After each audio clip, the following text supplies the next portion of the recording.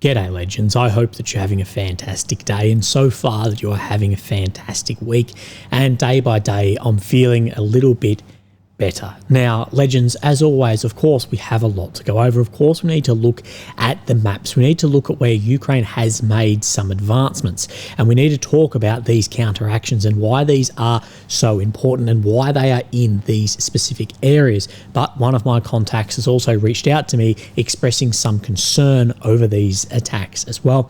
And then we need to talk about sovereignty, we need to talk about economic, military and energy sovereignty and how this war is affecting that and how the US is capitalizing on this as well. And we're going to break down India, as well as we've seen the air show in India and how this all relates at this point in time. So I know it sounds like we're all over the place. Trust me, it will match up at the end. So look, firstly, let's talk specifically about the maps. Of course, here is Ukraine in the center of your screen, the capital of Kyiv. The red areas occupied since 22, the purple since 2014. And we're just going to turn this on, and what you will see is any of the blue or blue check is new ground made by Ukraine over the past 24 hours, although this will remain blue for 2 weeks. Red check is ground being made by the Russian forces in the past 24 hours. So we're going to go over some Syriac map updates, and then we'll talk about the advances. We've got a lot to go over in that. So the first Russian advance we see is just to the south of Dashny. Now, what we do know is a lot of other maps, most other maps are saying that Dashny is all but occupied, and it is running somewhere like this, almost down where the grey zone is, and a lot are saying that this has come under full control. But we can see some advancement here shown by the deep state map today. We'll move our way then into Chasiv Yar. No changes shown on this, but we do have a Syriac map update here. So if we have a look, what we're looking for is this mine right here, or the spoil of the mine. During the last 6 days, Russian army made new advances close to this mine, so that this area he's claiming has come under Russian occupation. One thing I'll say about Chasiv Yar, due to some of the high ground in here and the complex terrain, there is a lot of fluidity back and forward here that you will occasionally see a recon element a kilometre behind the line. So actually getting a front line here can be very difficult. Now, we're going to move up into the north. First point we want to talk about is Vovchansk. Now, there's very, very little movement in here, and I don't believe we'll see any real movement for some time due to just the sheer destruction here, that the actual ability to like entrench, fortify is very, very difficult. We've seen Russia again just landing thermo barracks all through here, but that Syriac is saying in the city of Vovchansk in the last 5 days, Russian army made new advances, taking over control school number 3. So just in this area where my cursor is at the moment. One thing I'll say about Vovchansk, to try and get any geolocations is almost impossible at this point in time due to the sheer destruction there. So let's talk about these gains and where one of my guys behind the scenes has had some concerns. So let's come into Kursk Oblast. So, of course, we have Sudzha here, the main area that Ukraine is operating out of, and Sumy, which is within Ukraine's borders. We've spoken about the challenges of the logistics here recently, and just today, there's no shortage of footage again, both on the Ukrainian side and just shallow into the Russian side, of a lot of logistical vehicles getting hit by mainly Russian fiber optic FPV drones. I'd really like to know what percentage of drones that the Russians are using are now fiber optic to radio controlled, as it seems to just be doing this day on day. But what we can see is to the south of Pokrovsk, we can see a Ukrainian advancement of some, let's go there to there, 2.2 kilometers, so a mile and a third advancement in this direction. You can see where these forest lines are as well, and this is then confirmed across Syriac's map in the same general direction here. Remember, Syriac map actually shows more Ukrainian control in areas of Kursk than the deep state map does. Of course, what we showed was just the other day, Ukraine had an advancement in this sort of horn that's come out here on the south as well. So obviously putting more resources and more men into Kursk to expand that. And Syriac saying, situation on the Kursk front, at Sudzha district, During the last 2 days, Ukrainian army recaptured a series of positions west of these areas, and on the other hand, Russian army began the assault on Sverdlikovo, taking control over the northwestern part of the locality. So just down to the south of here, so we have Sverdlikovo that we have along this road that the Russians are apparently right up to about here if we line up where then these creek lines are. So still a lot of movement in Kursk, and I think we will see more and more. We know Ukraine has put it as one of their number one priorities. We've questioned those priorities, but at the end of the day, it is one of their top priorities here. So before we move back down the maps and look at some other Ukrainian advancements, I want to show you one last Russian advancement, and then we'll talk at length about these. So just here, something like this should be red check at this point in time. You can see the blue just here. So go back to yesterday, today, new Russian advancement here, taking over control of this field area before this major intersection. So that should be checked at this point in time.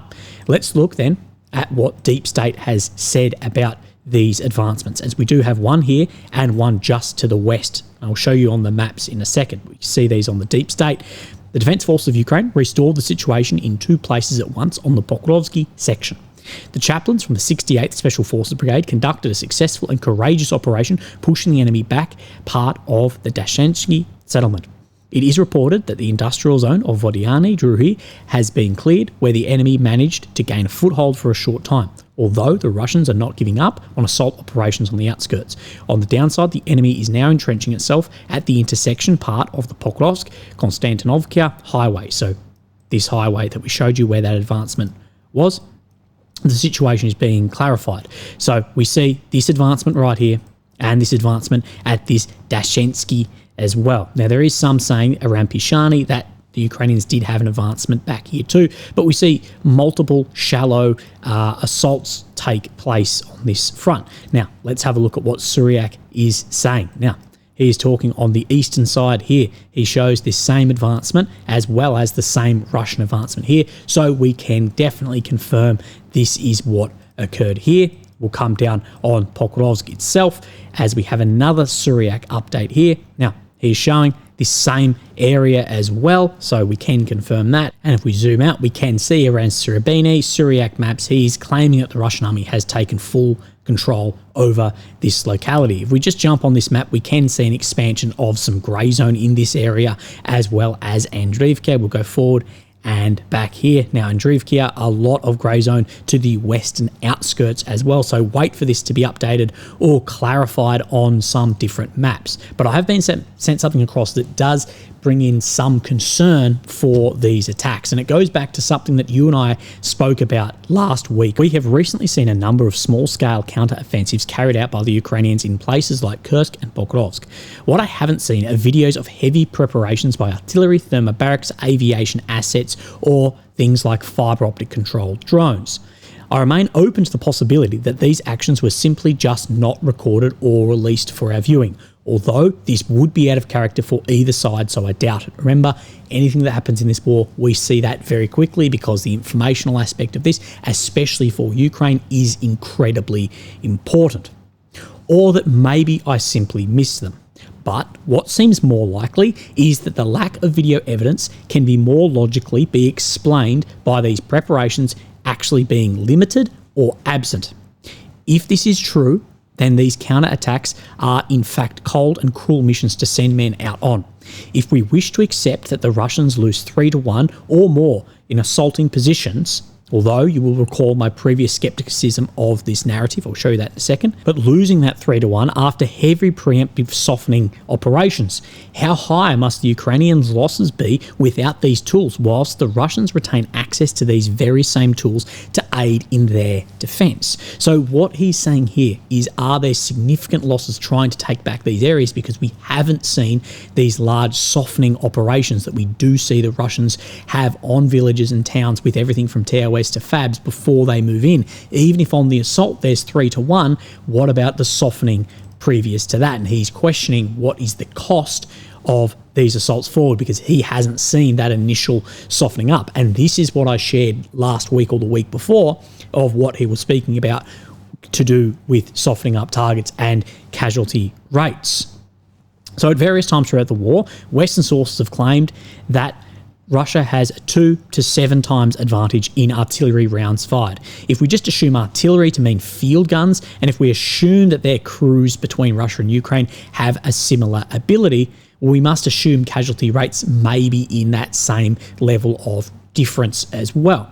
He says, as you noted, Russia has a massive advantage in thermobaric type weapons, standoff cruise and ballistic missiles, and various aviation bombs, such as FABs.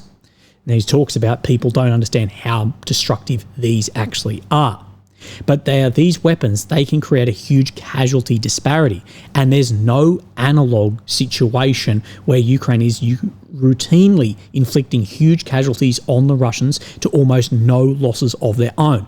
Now, there is no analog at this point in time for things like the amount of FPV drones, fiber optic FPV drones we've seen the Russians use, FABs and TOS. Now, you can easily point to HIMARS, ATACMS, Hammers coming from the French Hammer missiles, Storm Shadows, but they are nowhere near numerous enough to be compared to that system. These systems are used for strategic targets mostly, not tactical targets like we see the FABs used tactically on frontline positions time and time and time again, just due to the sheer quantity of this. Something like this would be needed just to maintain an objective argument that casualties are 1-to-1, let alone in Ukraine's favour. And speaking to our first point about softening up of targets before there's a movement onto this, it is true that the attacking force sometimes or often suffers higher casualties in assault operations than the defending force.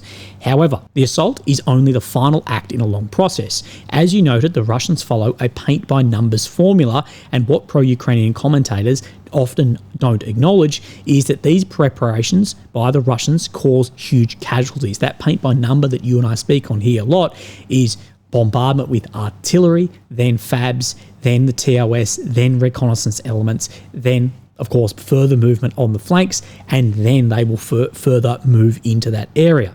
What we have expressed is things like the artillery advantage or the FABs or the TOS. Ukraine doesn't have an analogue of that system. He continues to say that if this wasn't effective, Russia would not continue to invest such massive resources to conduct these preparatory operations if they didn't have the effect that they were looking for. So before the assault even begins, that area has been softened up and there has been numerous casualties. During the actual assault, it may be true the Russians lose 3-to-1 men. I don't know, but you need to consider the entire battle sequence, from the initial softening of artillery, drones, thermobarics, and aviation weapons. And this is his concern that he raises in this, is he hasn't seen the softening up of these areas before these assault units have gone in, and he questions the actual casualty ratio that may be taking place here. One thing, though, I have seen today, and we have spoken about the effectiveness of TOS, and again, Russians wouldn't continue putting in this resource if it wasn't effective. War Translated has shared this. The first rocket flamethrower system, a smaller counterpart to the Russian TOS, has been created. And this is from Ukrainian Armed Forces Lieutenant Colonel. He's saying that it fires 16 thermobaric rockets with a range up to 10 kilometers. You can see that this is on the back of like a pickup, and this is much, much smaller than something like a TOS 1, 2, or 3, but could be a very effective weapon system if it is brought en masse onto the battlefield. This range, though, this is the same range problem that the Russians had with their TOS 1. Being within this range, and of course a massive thermal footprint, you are very susceptible to any sort of drone system. Now, let's talk about sovereignty and Europe and negotiations for this war.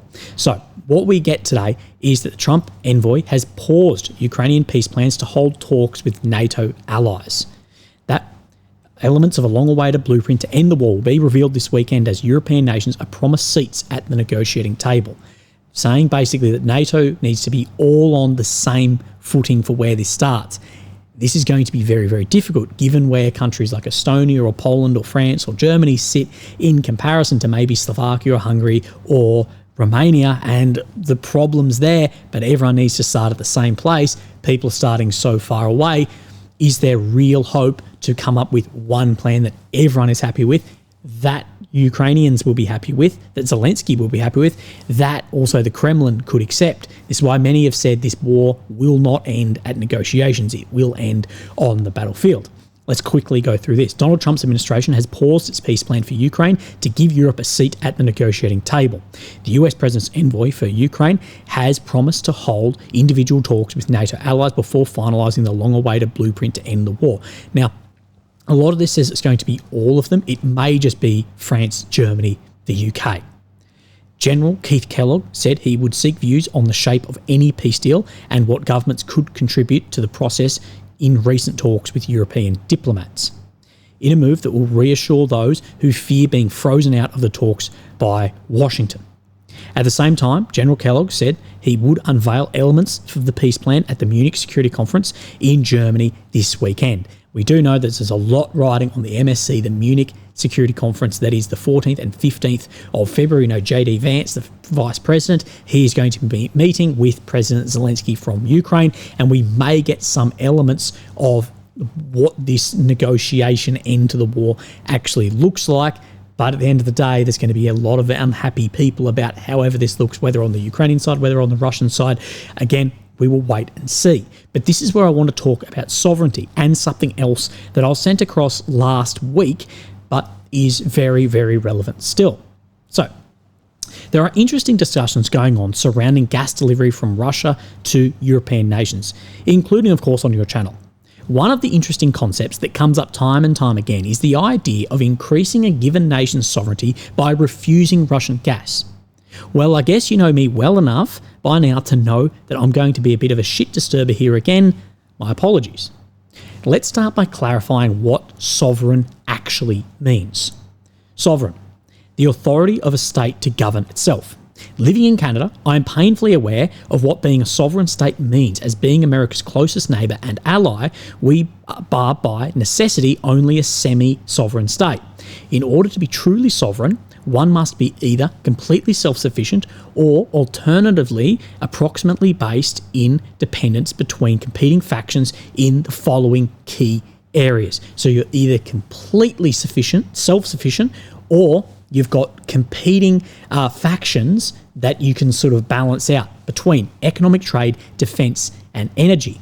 These factors are foundational to the operation of any state, and as such, if any one of them is dominated by another nation who has the ability to threaten to do damage to your nation by withholding resources, accesses to markets or security, then you are in effect not a fully sovereign nation, as they can compel you to behave in a desired way. Jump, how high analogy. Let's look at a few quick case studies before we look at Europe. The freshest example in the news lately is Colombia. They attempted to stand up to the US with respect to taking back flights of illegal immigrants, but as the US has both economic, trade with the US is disproportionately important to Colombia, as well as them relying on the SWIFT system to settle international trade and defence vulnerabilities in relationship with the US, they were only able to resist for about 10 hours before threats from Trump forced them to fold. One could argue that the US was being a bully, but at the end of the day, that's a pointless argument. If you lack the ability to enforce your own will and can't agree on terms cordially, then the one with the biggest stick always wins. Canada. At home, here we could be energy and resource independent, but as we lack the meaningful industrial capacity, we are obligated to conduct extensive international trade, which exposes us to reprisals from the US in the form of trade penalties, tariffs, embargo, duty, and the ability to use the SWIFT system. Additionally, we are massively dependent on the US for our defence and could not resist a military invasion by them even if we tried. So while a military invasion and being frozen out of the SWIFT system are extremely unlikely events for us, the US still holds a massive amount of influence over us, as they have numerous ways they can apply significant pressure on us long before needing to resort to the most dramatic measures. Our relationship with the US is so important that we have a very limited scope to manoeuvre outside of their desired policy. As one of the former prime ministers once said, I believe it was Pierre Trudeau, if I recall, living next to the US is like sleeping with an elephant. No matter how friendly the beast, one is still affected by every twitch and grunt. India. India is probably the best example of a non-superpower sovereign state. They are not energy independent, but import a balance of their energy from both Middle Eastern nations as well as Russia. For defence, they have a fairly significant local industrial complex and complement that with a fairly balanced blend of European, American and Russian weapon systems. On the 5th of February, we saw India sign a contract with Russia for anti-ship missiles. Another thing we see right at the moment is there is a large air show in India where Russia is showing off, well, the T-50, which is like a prototype of the Su-57. This is not there to do cool spins in the air and get some hurrahs. This is there to try and sell to India. But I have made a note here. I wonder what China's large advancements in fighter aircraft recently is actually going to have on Russia's export market of aircraft, and could China really undercut Russia for that export? We know recently that Russia showed off a T-50 at a Chinese air show, and that likely China's not interested in it now with their 6th generation fighters, that they will be looking to export this aircraft as well as domestic production for their own forces. So we will see. But this is very important as well to just take into account for this whole sovereignty article. With respect to trade, they trade with a fairly wide cross-section of trading partners and are part of both the SWIFT and BRICS settlement systems. Again, seeing this, if you're not completely self-sufficient, you need a healthy balance. So while it remains possible for one side or the other to threaten to withdraw X interaction with India, they always maintain the option to simply pivot into the arms of the other side.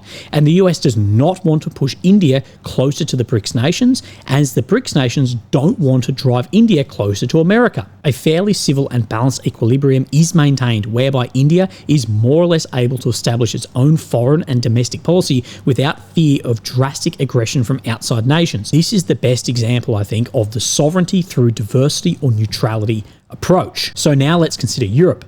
The argument is that Europeans should cut off Russian oil to increase sovereignty. Additionally, and equally important, they have simultaneously decided to levy every sanction imaginable under the sun on Russia and cut off trade with them. So setting aside any ideological or moral argument as to why one might wish to do these things, and if we only consider the issue of sovereignty, what have we really accomplished? So we're setting aside, the war, your moral, your ethical arguments here. We're just talking sovereignty. Europe now has removed access to Russian energy and replaced a significant portion of that with American energy, and by doing so, increased America's influence over them. Reduced trade with Russia massively, replacing it in part with increased trade with America, among others.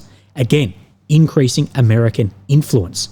This, along with the US control of the SWIFT settlement system, means that Europe is now economically captive to the US.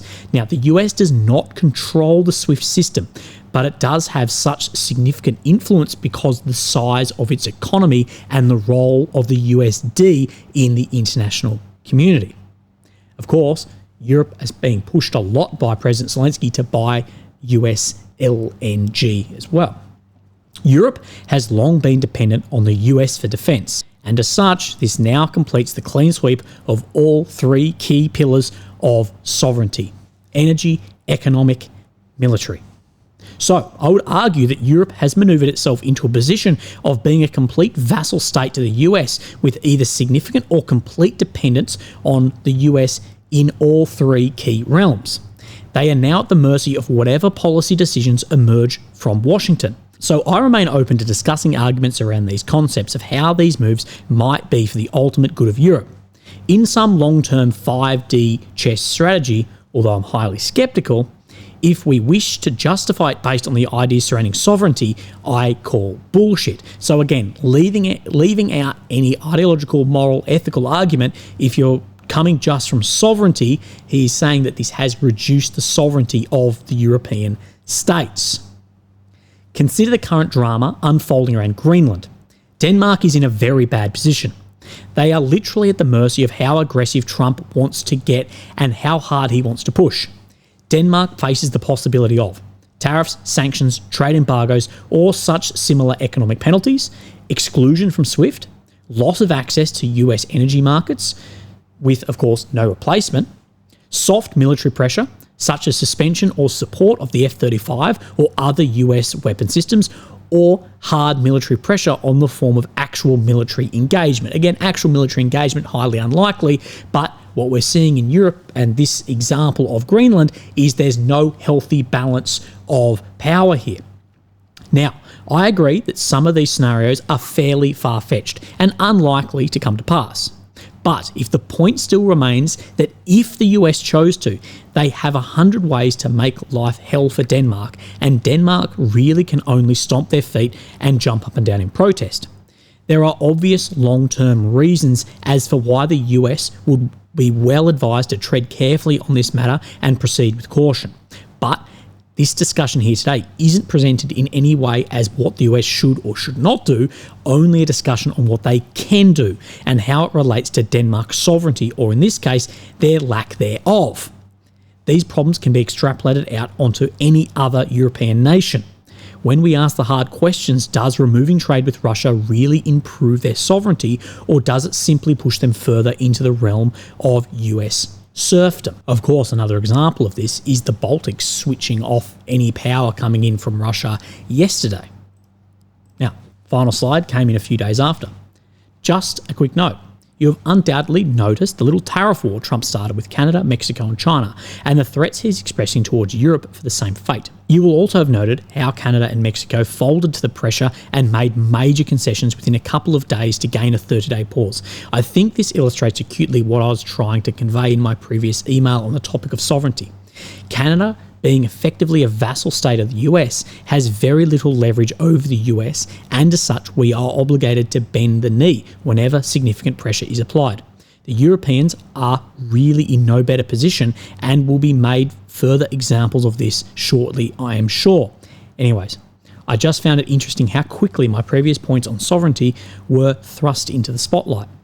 To understand where we are today, one needs to consider the world in terms of a multipolar one, with spheres of influence and interests being the dominant concepts going forwards. This is a word you'll hear many, many times coming out of the Kremlin or Beijing, is multipolar and spheres of influence. And this is actually something that Mr. Alexander Dugin, of course, who many just put as a fascist, but something that he speaks about if you read some of his work. He actually speaks about that there will be civilization spheres of influence, that you will have the Western sphere of influence, and it won't be sovereign nations within that, it will just be that sphere. And we may have then an Islamic sphere, we may have a Asian sphere. Of how that will look, he doesn't really break that down, but you're not going to have just sovereign independent states that aren't major nuclear self-sufficient states, that everyone else is going to be some level of vassal to this. And I believe that Russia may come into being a vassal of China in the future as well. Previously held allied friendships and the rules-based order will increasingly be pushed to the sidelines as countries try to maneuver into as advantageous position as possible in the new reality. It is, though, the gates have just been opened for a rush seating at a concert. Elbows are up, bodies are being thrown around as everyone tries to get the best seats in the concert hall. So really interesting, sent across from someone behind the scenes about, is this, if we exclude just what's happening in the war and the legalities of this, but is Europe forgoing a lot of their long-term sovereignty for then what is occurring here through sanctions and through dependence on like one other country, that being the US completely, and not looking for more self-sufficiency as well? How is this going to play out long term? Well, we don't know. In the beginning of this, we spoke about the US putting a bit of a pause on the negotiations to speak to Europe. But what is Russia on the other side actually saying? And this was reported by TASS. Russia sees US readiness for dialogue, but no real proposals. And this comes from head of the State Duma, the Committee of International Affairs, Leonid Slutsky. Russia sees the new US administration's readiness for dialogue, but no real proposals. We do not shun contacts of dialogue, including between parliamentarians, but our official dialogue should be conducted on an equal footing and be aimed first and foremost at eradicating the root cause of the Ukrainian crisis. What they'll say here is ambition to join NATO. It should also take the present-day territorial realities into account, so where Russia occupy at this point in time. In his words, unlike his predecessor Joe Biden, the US President Donald Trump is keeping the window of opportunity for talks with Russia open, at least during the first weeks of his presidency. However, we are yet to find out whether the Americans are going to use this opportunity. Ultimatums, half measures, or attempts to exert pressure will not do. Legends, I hope that you're having a fantastic day. I apologise if there was a lot of cuts in this video. I'm on a new medication and my brain feels like a water mattress, sort of going back and forward. Look after yourself. I'll speak to you tomorrow. Thank you. Bye-bye.